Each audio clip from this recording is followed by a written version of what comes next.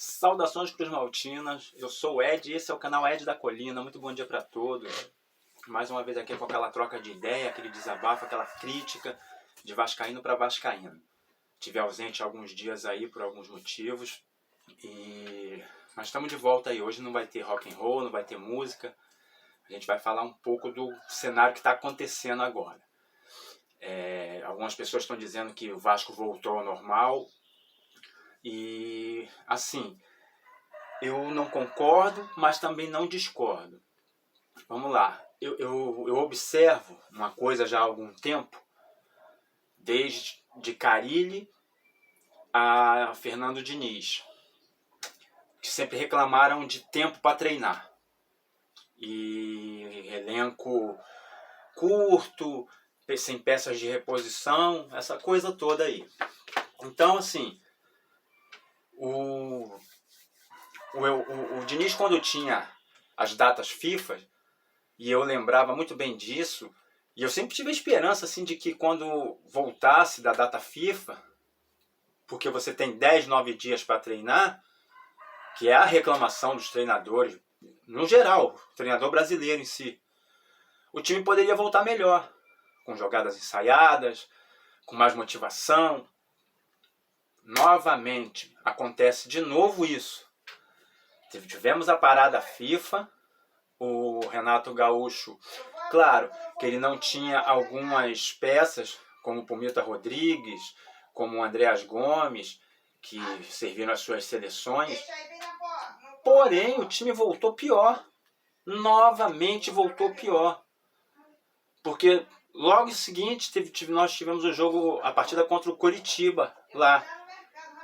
E o Vasco jogou muito mal, discordando particularmente de alguns colegas que são influencers. Eu odeio essa palavra influencer.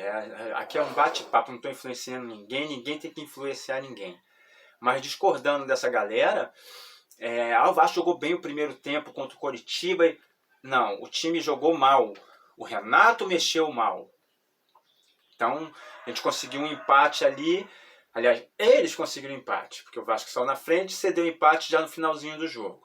Vamos virar a página para o último sábado. Vasco, Botafogo, São Januário. O Vasco não jogou nada. Nada. Eu também não gosto dessa palavra, mereceu perder. O Vasco não merece perder para ninguém. Mas perdeu. Perdeu porque jogadores entraram de salto alto. Determinado momento do jogo, você via jogadores caminhando em campo enquanto o Andreas Gomes puxava um contra-ataque. Pumita errando tudo que tentou. Ele só não errou 99%, ele só não errou 100% porque ele fez um cruzamento, um chutamento para a área e surgiu o gol do David. Mas ele errou tudo. E não só ele. Não só ele. Tietê, que acho que entrou no lugar do Hugo Moura, e teve um outro comentarista que falou que sentiu saudade do Hugo Moura. Cauã Barros. Nuno Moreira, que entrou no segundo tempo. O Inestrosa, que começou jogando. Tá fazendo o que dentro do clube? O Renato, que chegou agora, tá, beleza. Mas já dá tempo já dele treinar, já tem tempo para que ele possa implementar algumas coisas nesse time. Tem salário atrasado, estão devendo algumas coisas a determinados jogadores para não correr.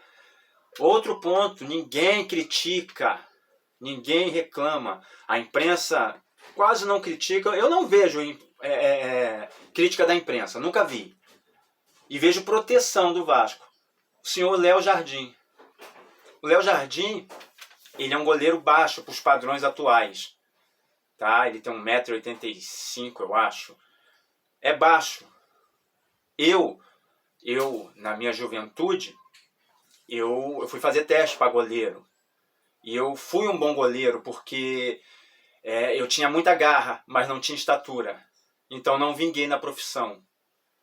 Lá atrás, no início dos anos 90, eu fiz teste em alguns clubes e me sugeriram ir para a lateral direita. por N motivos eu não consegui, não pude ir. Talvez se eu tivesse tentado a lateral direita, onde eu até jogava bem, eu poderia ter me profissionalizado. Então eu fiz teste em 4 clubes aqui do Rio de Janeiro e infelizmente não deu. O Max, que era goleiro do Botafogo, o falecido Max, ele estava nessa leva também e ele se profissionalizou, inclusive outros jogadores, outros caras que moram aqui na minha região. Mas não vem ao caso agora. Seu Léo Jardim, tudo bem que ele é baixo, mas ele precisa ser treinado. Ele precisa ser cobrado, ele precisa ser criticado. No final do jogo, já para o final do jogo, caminhando lá para o final do jogo, a torcida ensaiou uma vaia. E tem que ensaiar mesmo, e tem que cobrar mesmo. Porque o Léo Jardim, ele é muito bom de tiro de longa distância, no rasteira, meia altura. Mas se posiciona mal. E principalmente, bola cruzada na área, bola aérea passando da esquerda para a direita, da direita para a esquerda, na diagonal, na linha de fundo. O Léo Jardim não sai para socar. Quando sai todo atrapalhado. Não encaixa uma bola que venha do alto. Cara, eu joguei na posição, eu sou baixo, eu tenho 1,75 m. Até hoje eu bato a minha bolinha.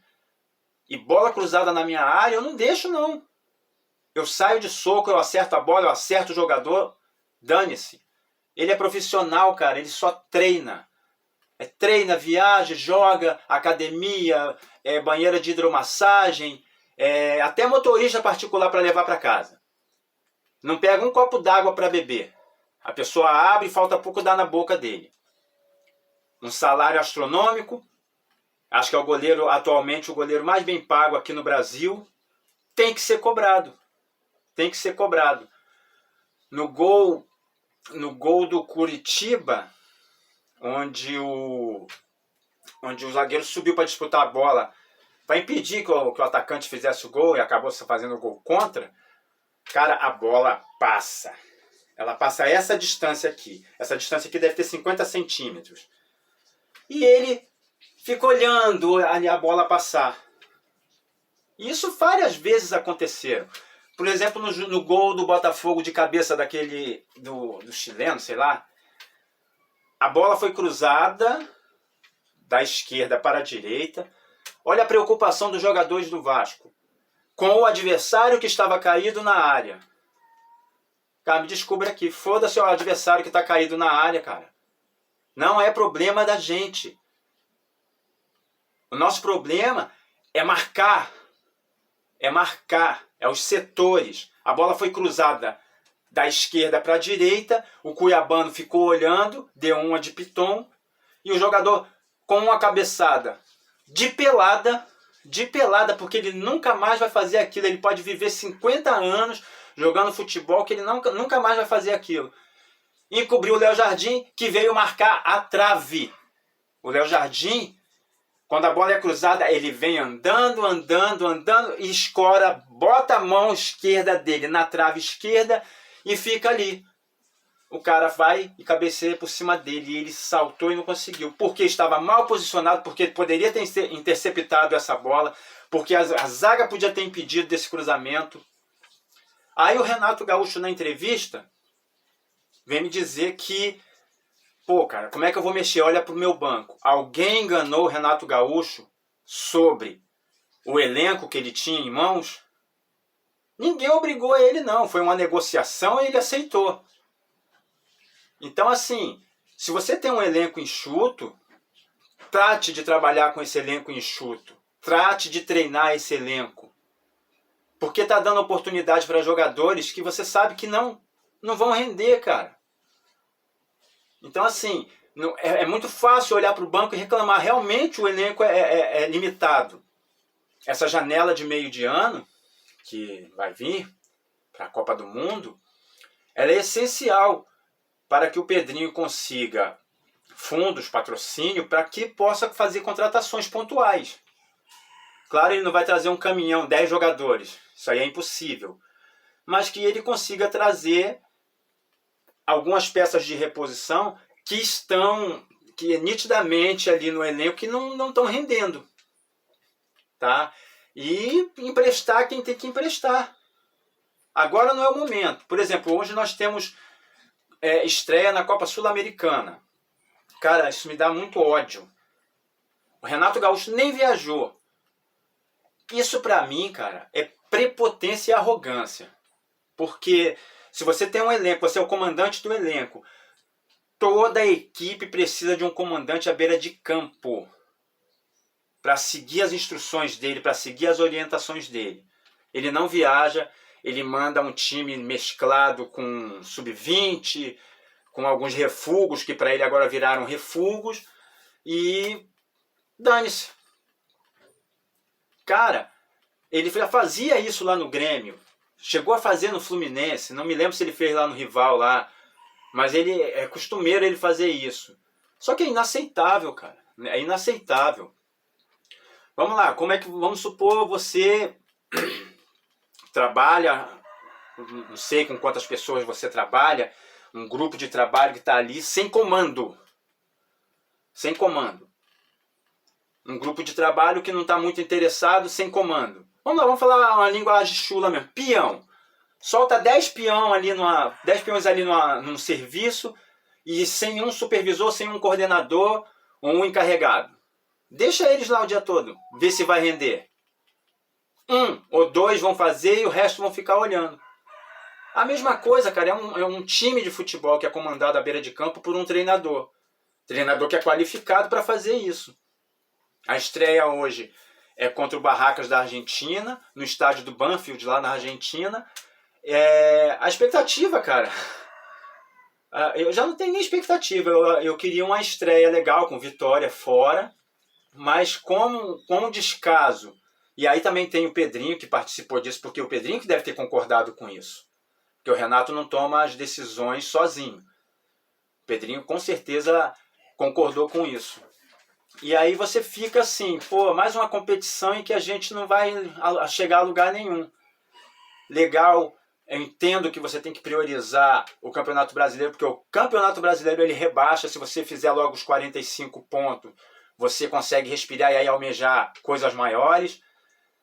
Mas e as outras competições? Espero que ao menos na Copa do Brasil, já que não precisa viajar para outro continente, né? O Vasco, dê prioridade também à Copa do Brasil, já que é uma competição interna. Tá com medo de viajar? Vamos lá. Você faz os 6 jogos da primeira fase, se classifica, pega um adversário de altitude, tá com medo de viajar para altitude? Então, cara, fica difícil. O torcedor vascaíno ele não tem um minuto de paz. Então, assim, outro ponto que eu vou colocar aqui para vocês, me critiquem, reclamem, comentem. Cara, um campeonato patrocinado por bets. Eu não quero acreditar que seja já um campeonato de cartas marcadas. Um monte de equipe patrocinada por bets. Um monte de equipe patrocinada por bets. Para mim isso é um escárnio. Isso é um escárnio. Tem outros patrocínios, cara. Tem outras formas. O Campeonato Brasileiro ele sempre existiu. Claro que essas pragas dessas bets, elas vieram para ficar. Porque tem dinheiro, rende dinheiro isso aí. Então, mas eu acho que é um campeonato comprometido já. É um campeonato onde você pode se desconfiar de resultados. E eu desconfio muito, eu sou muito da teoria mesmo, eu tenho muita teoria da conspiração. Então, assim, eu acredito que esse campeonato ele não deveria ser patrocinado por bets. E nem equipes serem patrocinadas por bets. A gente tem exemplos passado recente, onde atletas foram punidos por causa disso. E o atleta do rival lá também, por favorecimento, até a família dele. O outro atleta do rival que favoreceu uma ilha inteira. Então, isso fica assim, deixa pra lá, porque se tiver entrando dinheiro para a CBF, tá tudo bem. A CBF mudou de presidente, mas não muda a mentalidade de corrupção. Eu tenho certeza, cara, tenho certeza que a CBF em si, ela leva o dela, e leva mesmo. E leva mesmo das federações, porque tem as federações na mão. As federações vão pedir pinico na CBF. Um monte de clube que está aí à beira de um colapso financeiro acaba se entregando para a CBF. E a CBF aproveita isso. Então, assim, a minha crítica hoje ela é sobre o campeonato ser patrocinado por bets, clubes serem patrocinados por bets. Eu acho isso totalmente errado. Eu acho que é um jogo de cartas marcadas para favorecer os times que vocês já sabem quais são, né? Principalmente o time que é patrocinado, que é favorecido pela CBF, pelo governo do estado.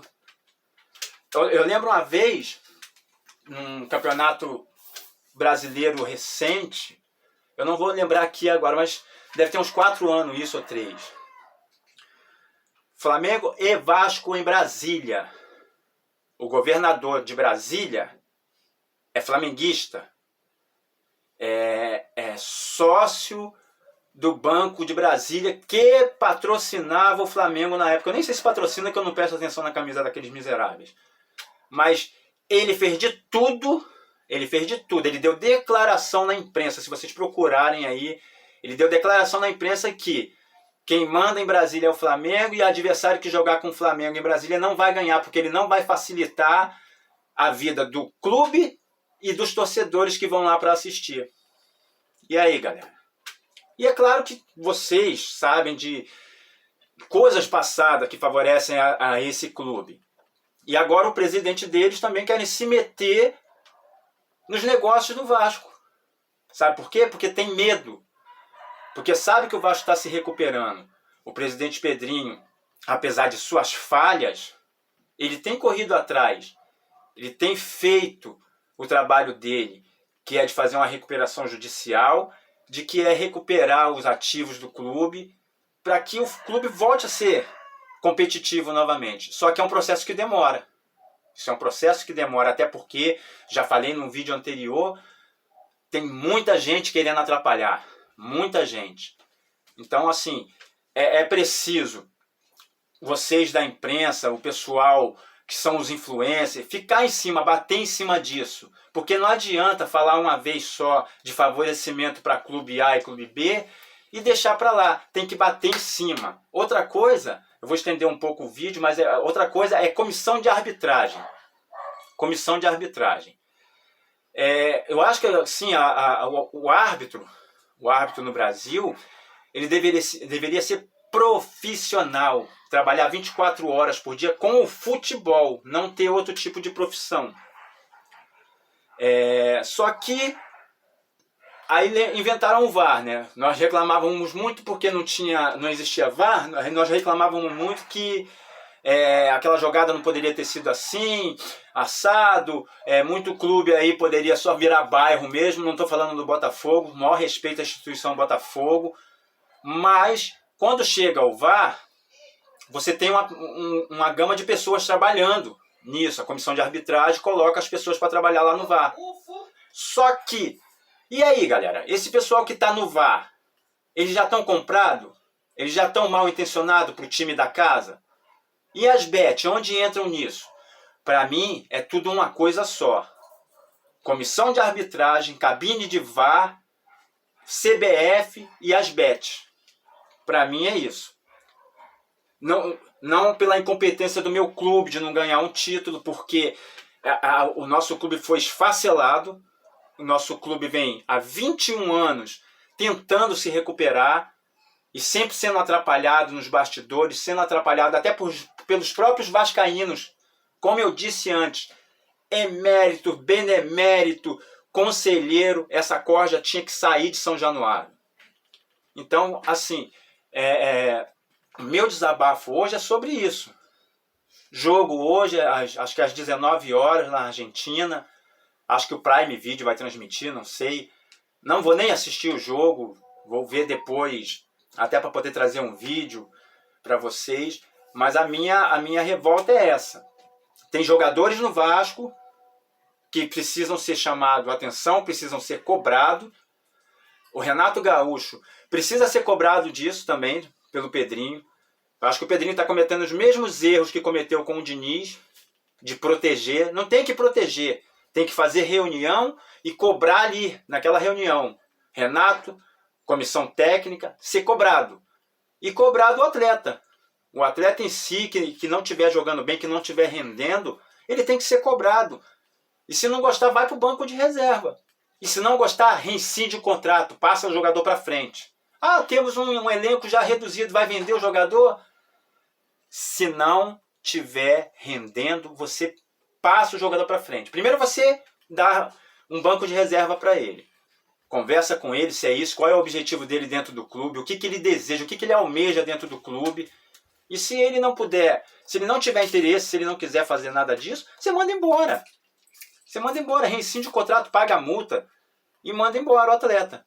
Porque um atleta que não corre em campo, um atleta que não faz por merecer a vaga de titular e não faz por merecer vestir essa camisa, ele não tem que estar jogando no clube. Então temos muitos jogadores assim no elenco.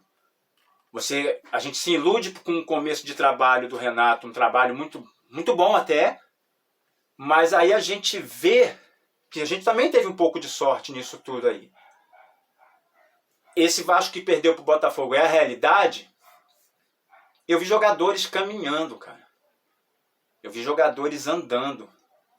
Eu não tenho assistido partidas do Vasco. Parei para assistir essa partida agora de sábado, porque eu não tinha nada para fazer. Eu não tenho assistido porque me dá raiva. Mesmo nas vitórias anteriores, mas me dá raiva. Então eu prefiro ver melhores momentos depois, ver o VT do jogo depois, para fazer tirar minhas próprias conclusões aqui. Então assim, é isso, galera. O vídeo de hoje é mais esse desabafo, é mais essas observações que eu fiz aí. Pô, muito obrigado aí por vocês estarem curtindo, estarem me seguindo, meus 30 seguidores, valeu. Compartilha aí com a galera, valeu. Vamos ver aí como é que vai ser essa partida aí hoje das 19 horas. Tomara que o Vasco traga um bom resultado de lá. Acho meio difícil com a equipe que foi. Mas, por outro lado, pode ser que essa equipe se motive mais, tá bom? Saudações Cruz Maltina. Valeu, galera. Obrigadão aí, hein?